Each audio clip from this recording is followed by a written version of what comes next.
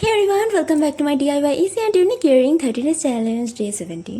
তো আজকের ইয়ারিংটা সবচেয়ে বেশি ইউনিক বলে আমার মনে হয়েছে আজ অবধি আমি যতগুলো ইয়ারিং বানিয়েছি। এই টাইপের ইয়ারিং আমি আগে কোনোদিনও বানাইনি। আজকেই নতুন ট্রাই করলাম, কিন্তু বানাতে চেয়েছিলাম একটু অন্য ধরনের, কিন্তু হয়ে গিয়েছে একটু অন্য। কিন্তু এইভাবে স্টাইল করেও একেবারে খারাপ লাগছে না। তো সবার প্রথমে আমি নিয়ে নিচ্ছি দুটো চেন, একটা ছোট একটা বড়, দুটো কাট করে নিয়েছি। আর জাম্পিংয়ের ভিতরে আমি একদম ছোট সাইজের যে পার্লগুলো হয় সেগুলোকে ইনসার্ট করে এইভাবে চেনে ঝুলিয়ে দিয়েছি।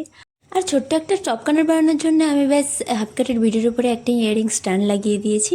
এবার নিয়ে নেব দুটি জাম্পিং, কারণ যে চেন দুটো আমাদের আলাদা আলাদা ছিল সেই দুটোকেই দুপাশ দিয়েই জুড়ে দেবো দুটো জাম্পিং দিয়ে।